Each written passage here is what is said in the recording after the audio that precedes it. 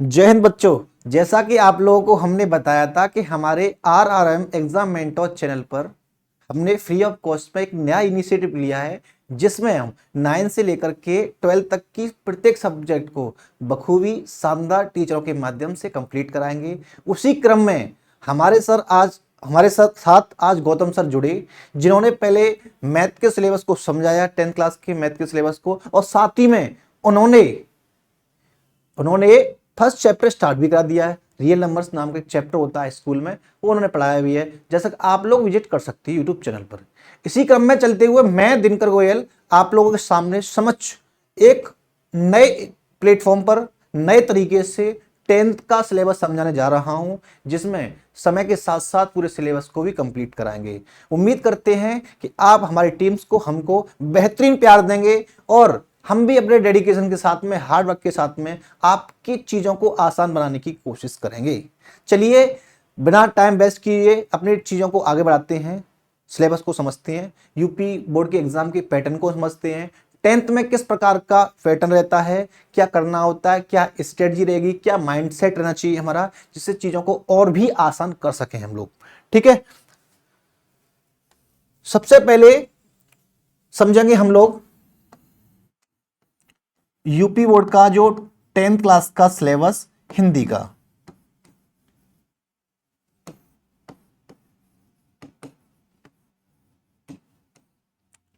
हमारा हिंदी का जो पेपर होता है वो 100 मार्क्स का होता है। ये 2 डिवाइडेशन में होता है। 30 मार्क्स के आपके प्रैक्टिकल मार्क्स होते हैं, जहां से भी आप अपना बोर्ड का फॉर्म फिल करते हैं जिस भी कॉलेज से, वो कॉलेज वाले आपको 30 नंबर देते हैं। बच्चे रिमेनिंग आपके 70 जो हमें स्टडी करनी होती है वो 70 मार्क्स के लिए ही तरीके से करना होता है। उसमें से भी 70 मार्क्स को और डिवाइड करें हम लोग तो 20 मार्क्स के हम लोगों के OMR होते हैं। OMR समझेंगे, एक क्वेश्चन होगा, एक क्वेश्चन के 4 विकल्प होंगे, 1 2 3 4।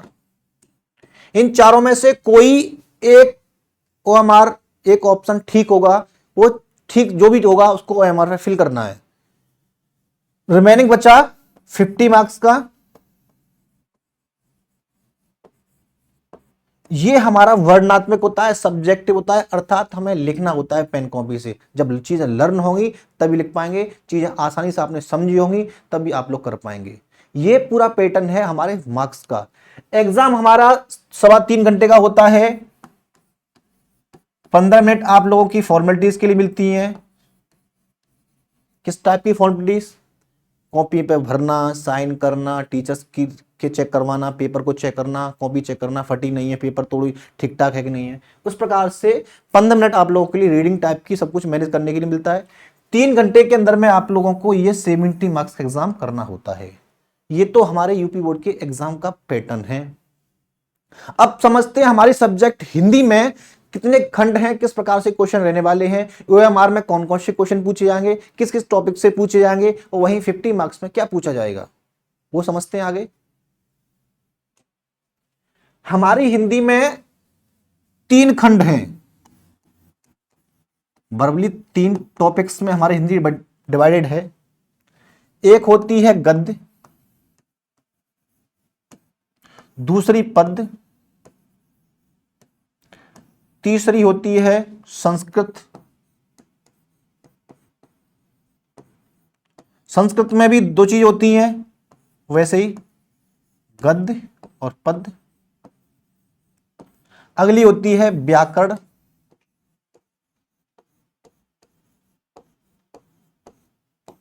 व्याकरण में ही शामिल कर लें तो पत्र लेखन और निबंध आ जाता है, लेकिन उसको अलग से डिवाइड कर लेते हैं हम लोग।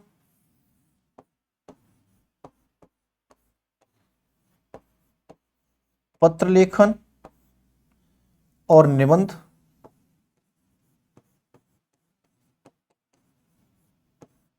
एक चीज होती है खंड काव्य, जो प्रत्येक बच्चों के लिए अलग अलग होती है। खंडवाक्य का मतलब होता है एक चरित्र, एक आपके जिले का एक नायक होगा, उसके बारे में आपके चरित्र पूछ लिया जाएगा। जैसे आगरा के अंदर मुक्ति दूत पूजा जाता है, उन्नाव में भी मुक्ति दूत पूजा जाता है, ऐसे ही जवाहर नेहरू अलग है। इस प्रकार के जिलों के हिसाब से 75 डिस्ट्रिक्टों कुछ हिस्सों में बांट दिया गया है और उनके खंड का अलग अलग हैं।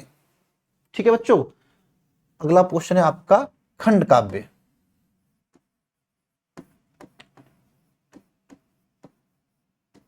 ये टॉपिक हमारे रहने वाले हैं, इतने टाइप का आपका खंड है जो हम लोगों को हिंदी के सिलेबस में पढ़ना है। विद इन टाइम में हमारे साथ आप लोगों को ये सब चीजें देखने को मिलेंगी और आसान तरीके से आपको कंठस्थ एकदम लर्न क्लास के अंदर करा दी जाएगा। बिल्कुल भी आप लोगों को टेंशन लेने की आवश्यकता है नहीं कि क्या होगा, कैसे नहीं होगी। जब तक हम हैं, हमारी टीम है, आपके लिए हर चीजें आसान करना हमारा कर्तव्य है। अब इनको खंडवाइज को डिवाइड करेंगे कि हमें गद्य में क्या पढ़ना है, पद्य में क्या पढ़ना है, वो भी समझते हैं। पहला पोर्शन हमारा गद्य का रहा। पहले समझते हैं क्वेश्चन किस टाइप के पूछे जाएंगे। इसमें से आप लोगों को चैप्टर्स दे रखे होंगे,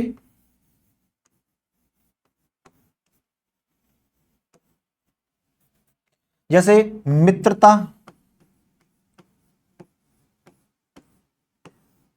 अगला ममता, क्या लिखूं,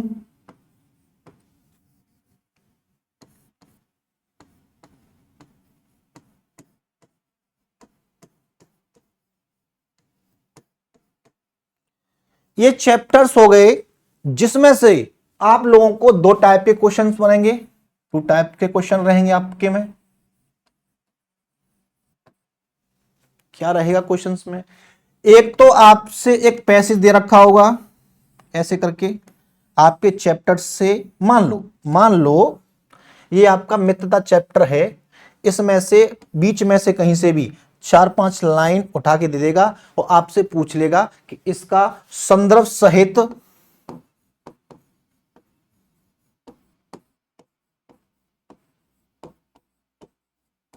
व्याख्या करिए,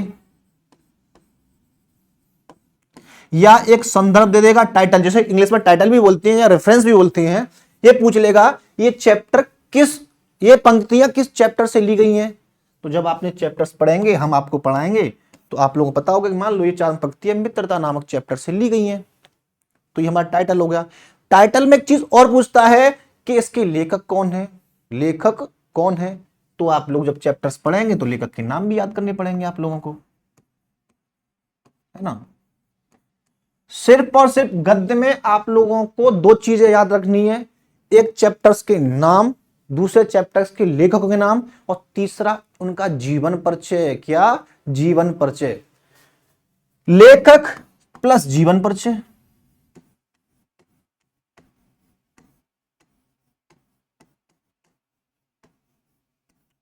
कुछ बच्चे कह रहे हैं सर ये तो हमें पता है, आप लोग इतना क्यों बता रहे हैं हमें।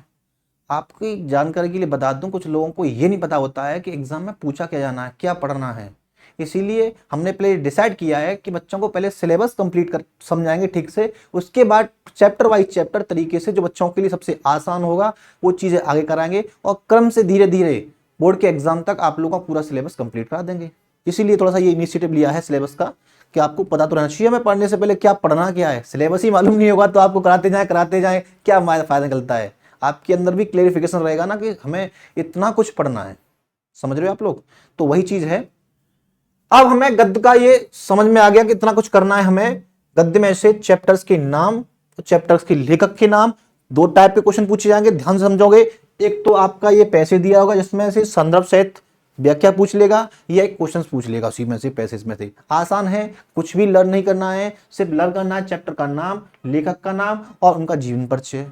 4 ऑप्शंस होंगे, 4 में से एक जीवन परिचय आप लोग को लिखना है। ये तो हमारा गद्य का काम। अब समझते हैं हम पद्य में। चलते जाइए, सब कुछ आसान कर देंगे।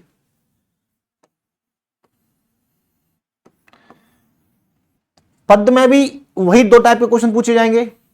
क्या पूछे जाएंगे? कुछ चैप्टर होंगे आपके,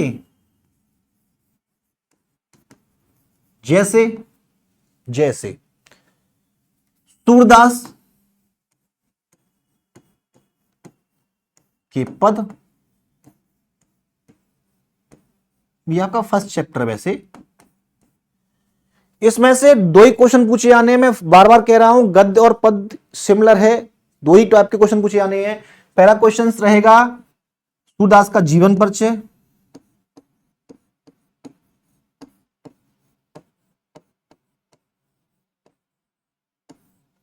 दूसरा ऐसे ही कोई पैसेज उठा लिया जाएगा या कोई दोहा, चौपाई, छंद, कुछ भी उठा लिया जाएगा और उसमें से क्वेश्चन पुटअप कर लिया जाएगा कि इसका संदर्भ सहित व्याख्या लिखिए।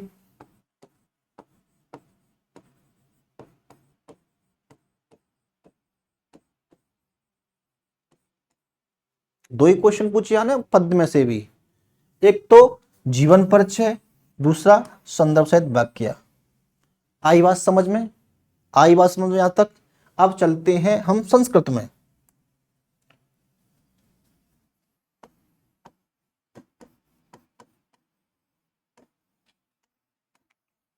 संस्कृत से क्या रहने वाला है?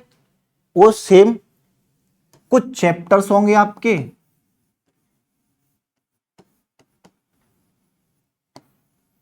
जैसे वाराणसी,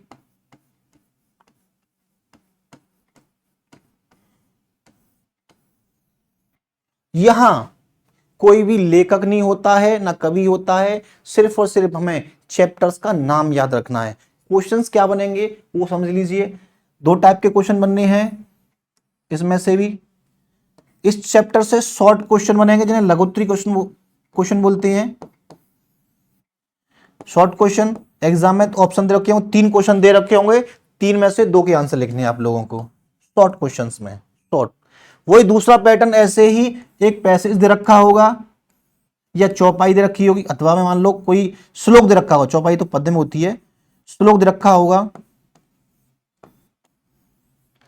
उस श्लोक का संदर्भ पूछ लेगा आपसे। क्या पूछेगा? संदर्भ। और दूसरा वहां व्याख्या करवाता है और संस्कृत में अनुवाद होता है। क्या होता है? अनुवाद। इस चीज को विशेष ध्यान दोगे आप लोग। जहां गद्य और पद्य में व्याख्या की बात कर रहे थे, वहीं संस्कृत में ना तो व्याख्या होती है और ना ही कुछ और होता है, वहां होता है अनुवाद। क्या चलता है? अनुवाद। आसान शब्दों में समझे तो अनुवाद बोले तो संस्कृत की हिंदी करना, लेकिन हिंदी करने से ये मत समझना किसी की हम बुराई कर रहे हैं। हमारे देश में ये चलता है ना कि हिंदी, उसकी हिंदी हो गई और उसकी तो हिंदी होगी मास्टर साहब उसकी, तो वो हिंदी नहीं, अनुवाद करने वाली हिंदी। ठीक है, थोड़ी मजाक भी चलती रही बीच में, आपको इंटरेस्टिंग रहेगी चीजें, है ना। और इस संस्कृत से एक चीज और पूछी जाने वाली है, वो है आप लोगों की एक श्लोक जो पेपर में, प्रश्न पत्र में न आया हो। इसका क्या मतलब हुआ सर आपको? ये क्या हुआ सर? ये क्या बवाल है? नई चीज, पेपर में ना आया तो फिर क्यों लिखेंगे हम? पेपर में आएगा मतलब ये हो गया कंटस्ट, कोई भी श्लोक जो आपको पेपर मिलेगा उसमें नहीं होना चाहिए, क्योंकि हमने आपको बताया ना कि किसी श्लोक का अनुवाद करने के लिए पूछ सकता है। अब तुम उसने एग्जामिनर ने पूछा है कि अपनी तरफ से कंटस्ट एक श्लोक लिखें, तुमको बड़े मजा आ गया भाई साहब, ये तो पेपर में आया है और इसी को लिख दे रहा हूं मैं, तो ये तो मुझे सरकार ने वैसे ही नंबर दे दी दो एक्स्ट्रा ऊपर से। ऐसा नहीं है, जो श्लोक ऑलरेडी अनुवाद के लिए आया है वो तो हमें नहीं लिखना है, अलग से कंठस्थ श्लोक हमें लिखना है। इसीलिए बच्चों को हम एडवाइस करते हैं कि मैक्सिमम से मैक्सिमम 4 श्लोक याद कर लें, जिससे मान के चलो न करे नारायण या आपकी किस्मत खराब हुई, 3 याद की हुई एग्जाम में पूछ लिए, फिर भी एक बच्चे का आपके पास, तो आप लिख सकते हो। इस प्रकार से संस्कृत का भी हो गया। नेक्स्ट चलते हैं। अब बात आती है हमारी पत्र लेखन पर।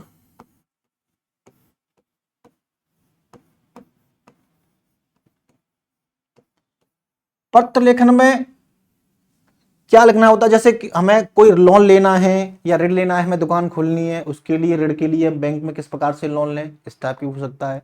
या आपकी सब्जेक्ट चेंज करानी है, आपने होम साइंस लेनी थी, मैथ आ गया, या मैथ लेनी थी, होम साइंस आ गया, कोई भी सब्जेक्ट जैसी भी टाइप की चेंज करानी है, उसके लिए अपने प्रिंसिपल को, प्राचार्य को लेटर लिखना है, या अपने मित्र को शादी में बुलाना है, आपकी बहन की शादी है उसमें बुलाना है, इस टाइप के पत्र लेखन पूछ सकता है आपसे।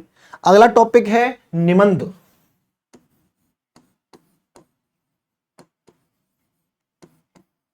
कुछ टॉपिक्स दे रखे होंगे एग्जाम में, 3 से 4 दे रखे होंगे, उनमें से किसी एक पर क्या लिखना है, निबंध लिखना है।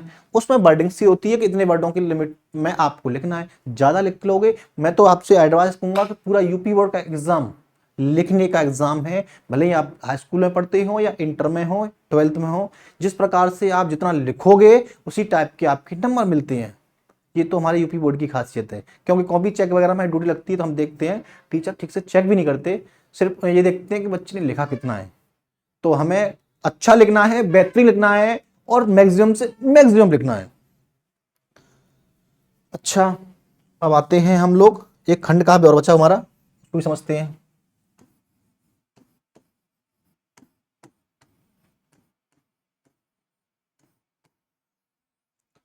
खंड काव्य में जिले के हिसाब से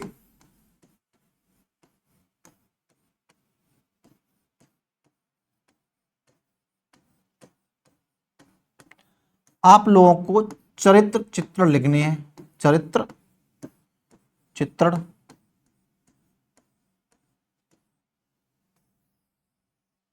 ये क्या हुआ, जैसे मुक्ति दूत में हम गांधी जी का चरित्र याद करते हैं, इसी प्रकार से जिस जिले के आप हैं अपनी किताब में देखिए कि हम आपको प्रोवाइड करा देंगे कि कौन से जिले में कौन सा टॉपिक है, उस चीजें आपको याद करनी है। अब हमारा ये जितना भी अभी तक हमने आपको समझाया है ये पूरा खेल था 50 मार्क्स का। कितने का?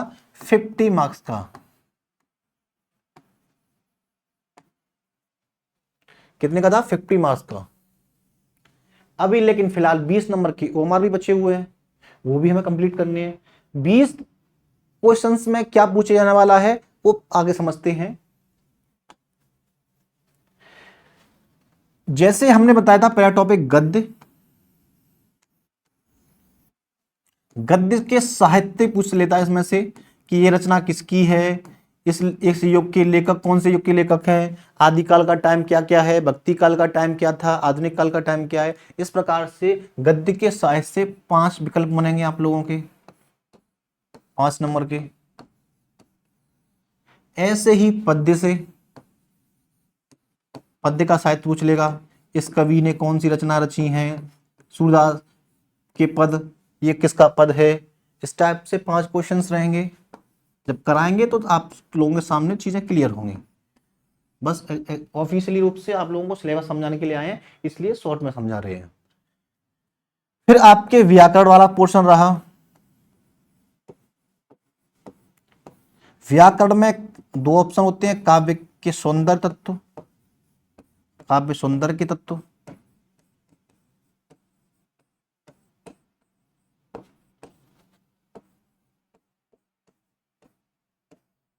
जिसमें रस, छंद, अलंकार,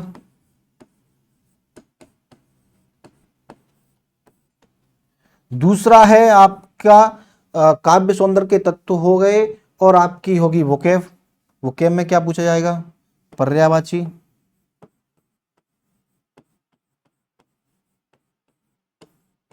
विलोम शब्द,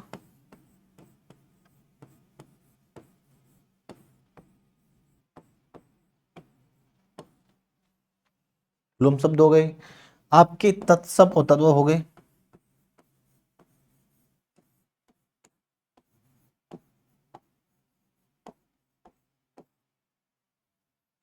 ये टॉपिक हो गए।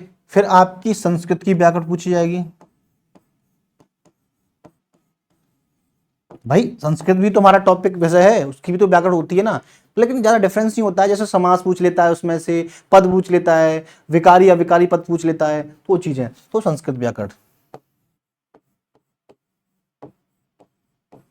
कहने का तात्पर्य ये हुआ कि 10 मार्क्स तो आप लोगों के साहित्य के हो गए और 10 मार्क्स आपके वोकेब और व्याकरण के हो गए।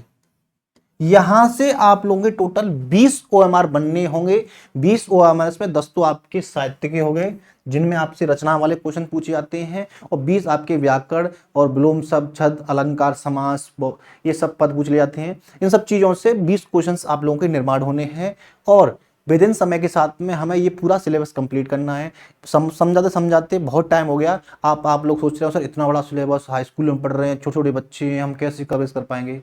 कवरेज कराना, कंप्लीट कराना मेरा दायित्व है और उसको मैं तरीके से कंप्लीट कराऊंगा। टेंशन न लें, हमारी टीम आपको बेस्ट से बेस्ट चीज़ें कराने की कोशिश करेगी। हम आपके साथ रहेंगे और चीज़ों को बहुत आसान कर देंगे। मिलते हैं नेक्स्ट सेक्शन में। Thank you so much guys.